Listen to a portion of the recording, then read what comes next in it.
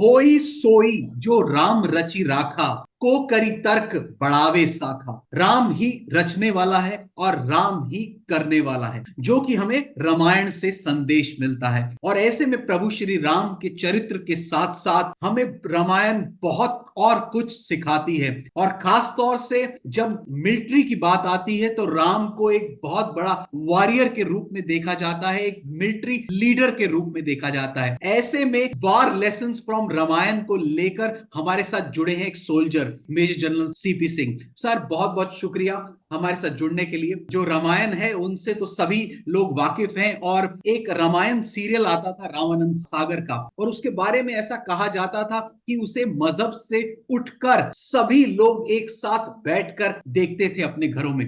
ऐसे में प्रभु श्री राम भारत के नहीं पूरे विश्व के राम माने जाते हैं। तो सर सबसे पहले एक मिलिट्री लीडर के रूप में किस तरीके से एक सोल्जर देखता है? आजकल आपने देखा है कि पूरा भारत और दूसरे धर्म के लोग भी सब राममय हो रहे हैं, क्योंकि अयोध्या में प्राण प्रतिष्ठा होनी है 22 तारीख को। तो राम जो है एक इंसान के रूप में भगवान कह लीजिए, एक महापुरुष कह लीजिए, जो इंसान या जो भगवान का रूप 8,000 से 10,000 साल तक जीवित है और आज भी लोग उसकी पूजा करते हैं। कुछ ना कुछ उसमें महानता तो अवश्य होगी, ये तो सभी मानते हैं, और जो दूसरे धर्म है वो सब भी मानते हैं। इसीलिए हम कहते हैं सबके राम। अभी राम की जो प्रतिभा है, जो उनका व्यक्तित्व है, उसको सब अलग अलग रूप में देखते हैं। जैसे आप रामायण पढ़ें, रामचरितमानस पढ़ें, कोई आइडियल बेटे की तरह देखता है कि उनके एक पिता के कहने पे वो 14 साल के लिए वनवास चले गए, या एक आइडियल हस्बैंड की तरह देखता है जिसने की पूरी लंका को समाप्त कर दिया अपनी वाइफ को वापस लाने के लिए, या एक आइडियल ब्रदर की तरह देखता है जिसने भरत को, लक्ष्मण को गाइड किया। तो जाकी रही भावना जैसी प्रभु मूरत देखी तिन तैसी। जिसको जैसे देखा ईश्वर को, उसने वैसे ही उसको पाया। मैं तो एक मिलिट्री लीडर हूँ, एक सोल्जर हूँ। तो रामायण का जो युद्ध है रावण के साथ में, वो एक बहुत ही बड़ा कैंपेन था, बहुत बड़ा युद्ध था, जिसमें श्री राम ने बहुत कम रिसोर्सेज के साथ एक बहुत बलशाली दुश्मन को परास्त कर दिया। तो वो हम सब लोगों के लिए भी एक उदाहरणीय बैटल है। तो उसको कैंपेन को मैंने पढ़ा एक सोल्जर के रूप में, और उसमें से एज ए मिलिट्री लीडर बहुत सारे लेसन्स निकल के आते हैं रामायण में से। और साथ ही मैं ये भी कहना चाहूंगा, राम से बड़ा राम का नाम, जिसने पत्थर तैरने लगे समुद्र के ऊपर जब राम का नाम लिखा गया, और वो पुल बनाया गया राम सेतु, जिसे नाम दिया गया है लंका तक जाने के लिए। सर ऐसे में वो वीर योद्धा, वो प्रभु श्री राम, उसके जस्टिफिकेशन ऑफ वॉर की अगर बात की जाए तो किस तरीके से आप अपने पर्सपेक्टिव से उसे देखते हैं? जैसे कि आपने अपने आर्टिकल में भी दर्शाया है, जो कि वॉर लेसन्स फ्रॉम रामायणा के ऊपर लिखा गया है। थैंक यू गौरव, ये आर्टिकल आपने पढ़ा है, अभी पब्लिश होने वाला है ये आर्टिकल, और इसी के बारे में हम चर्चा कर रहे हैं। देखिए, रावण इतना बलशाली था, 10 सिर थे, मतलब 10 लोगों के बराबर उसमें पर्सनली ताकत थी। दुनिया का सबसे लर्नेड आदमी था, इतनी वेल्थ थी कि उसको सोने की लंका बोलते थे। ईश्वर का इतना बड़ा पुजारी था कि लॉर्ड शिव जो है वो उसके सबसे बड़ा भक्त था, और इतनी बड़ी उसके पास सेना थी। इतना सब कुछ होते हुए भी वो एक वनवासी राम से कैसे हार गया? क्योंकि राम के पास चरित्र था, एक जस्टिफिकेशन था उस युद्ध के लिए। आज भी आप देखें तो विश्व में जो भी कंट्री किसी दूसरे के ऊपर अटैक करता है, कुछ ना कुछ जस्टिफिकेशन दिखाता है। सर अगला जाता है वार ऑफ लेसन्स में से, जो कि आपने अपने आर्टिकल में दर्शाया है, never under estimate your enemy.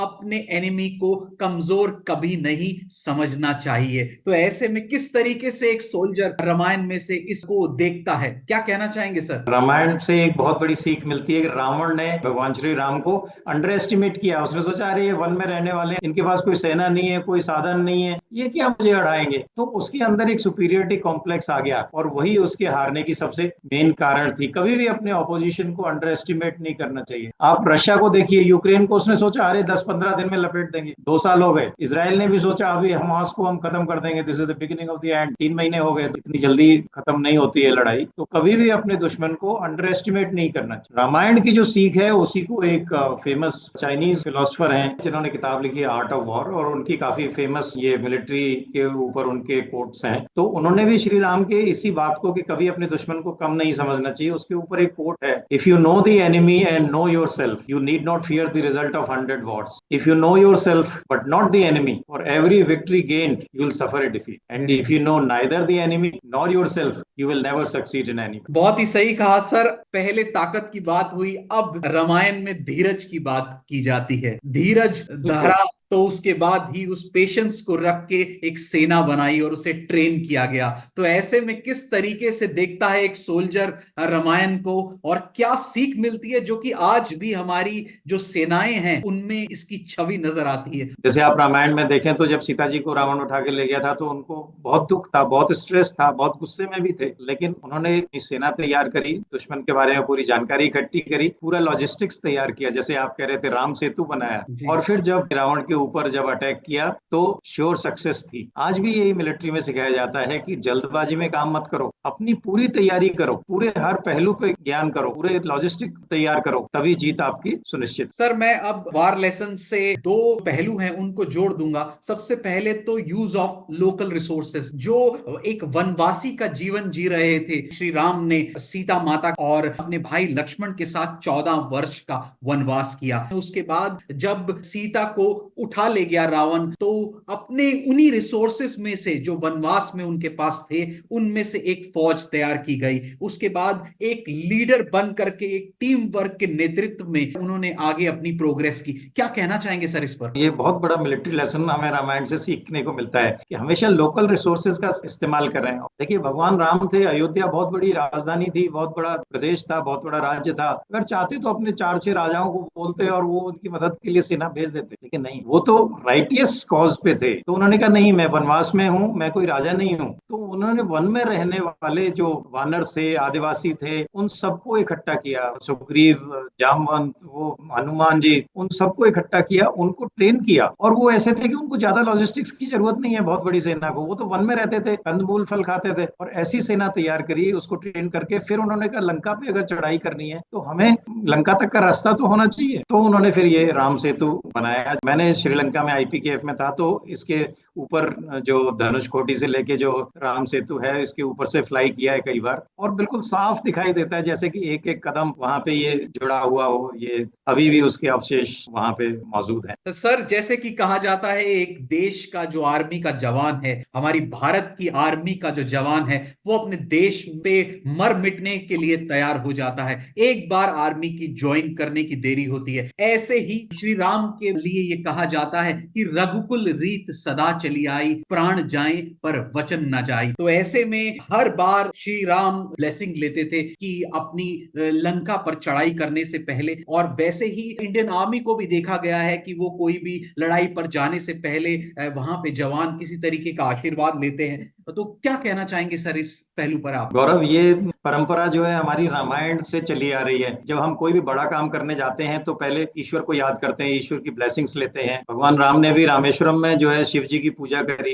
And इस पूजा के लिए उन्होंने रावण को बुलाया और उन्होंने वो पूजा करी, राम की जीत के लिए पूजा करी। और इसी परंपरा को आज हम फॉलो करते हैं कि हमारे यहाँ मंदिर नहीं होते, फौज में सर्व धर्म स्थल होते हैं, क्योंकि हमारा सबका एक ही धर्म है, और फिर उसके बाद ईश्वर की ब्लेसिंग्स लेके फिर लड़ाई में जाते हैं। सर अगला वार ऑफ लेसन्स में से जो एक पॉइंट जाता है जो कि मैचअप करता है आज की आर्मी और हमारी रामायण से जुड़ी काफी चीजों को, उसमें रिस्पेक्ट द एनिमी।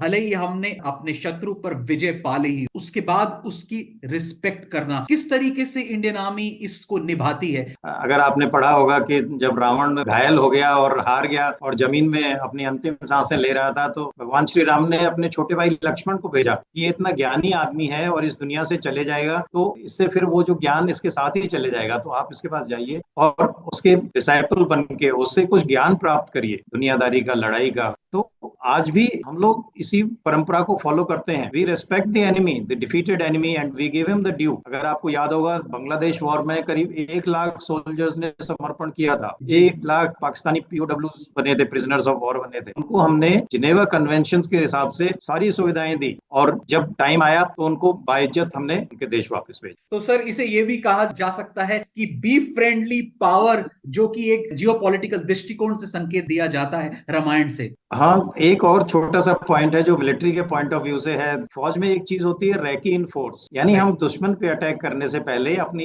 एक जांबाज फौज होती है, छोटी टुकड़ी होती है, उसको हम भेजते हैं कि दुश्मन पे जाके पता लगा के आओ, उसके बारे में पूरी जानकारी हासिल करके लाओ। तो अगर आपने देखा होगा, श्री रामचंद्र जी ने हनुमान जी को भेजा, वो कहने के लिए किताब में ये लिखा है कि सीता जी को जाके बोलो कि भाई आ रहे हैं, अंगूठी लेके गए, लेकिन एक्चुअली वो एक तरह की रैकी इन फोर्स थी। सबसे अपने बलशाली और सबसे भरोसेमंद आदमी को उन्होंने इस काम के लिए भेजा। और हनुमान जी ने जाके वहां प्रोवोक किया। ऐसे ही हम लोग दुश्मन को फायर करने के लिए प्रोवोक करते हैं, जिससे कि उसकी लोकेशंस का हमें पता चल जाए। तो ऐसे ही रैकीन फोर्स के लिए उन्होंने हनुमान जी को भेजा, जिसने प्रोवोक किया कि आइए मुझे पकड़िए। और जब वो उसे पकड़ने लगे तो घूम घूम के पूरी लंका में घूमे और पूरी जानकारी हासिल कर ली कि कहाँ पे क्या है।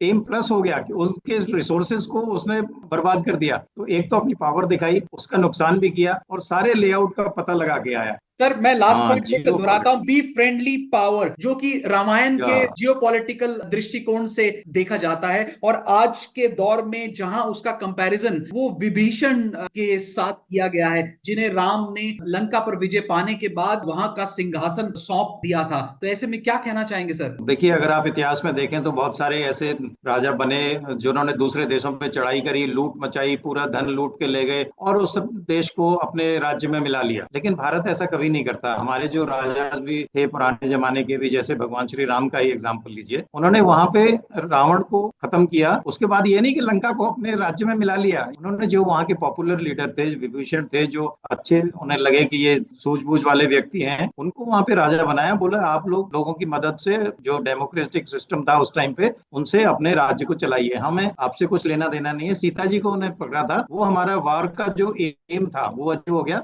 घर वापस जा। तो इसी सिद्धांत को फॉलो करते हुए आज भी हम इंडियन आर्मी में इस बात को मानते हैं। हमने बांग्लादेश को लिबरेट किया, बांग्लादेश को आजाद किया, एक नया देश बनाया, और हमने बांग्लादेश में एक डेमोक्रेटिकली इलेक्टेड गवर्नमेंट खड़ी करी। हमने बांग्लादेश को अपने भारत में नहीं मिला लिया। तो भारत उस जमाने से, दसियों हजार साल से आज तक एक बिनाइन फ्रेंडली पावर के रूप में माना जाता है कि जब भी किसी पड़ोसी पे विपदा आती है हम उसकी मदद के लिए जाते हैं, लेकिन उसमें कोई हमारा हिडन एजेंडा नहीं होता कि हम इसको अपने अंदर मिला लें। तभी हम कह सकते हैं कि हमारी नियत और नियति में बहुत फर्क है। और जैसे कि आने वाले समय में अयोध्या राम मंदिर प्राण प्रतिष्ठा समारोह भी 22 तारीख को, जिसका आयोजन माननीय प्रधानमंत्री के हाथों किया जाएगा। और ऐसे में सर आखिरी चरण है इस डिस्कशन का, सबके राम, जिन्होंने सबको टीचिंग्स दी, भारत ही नहीं बल्कि बाहरी मुल्कों में भी जाकर के राम की टीचिंग्स हैं वो फैली हुई हैं, और तभी सारा विश्व भी राम के नाम को जानता है। तो ऐसे में आखिरी कंक्लूजन वर्ड्स क्या कहना चाहेंगे सर? देखिए, भगवान श्री राम के समय से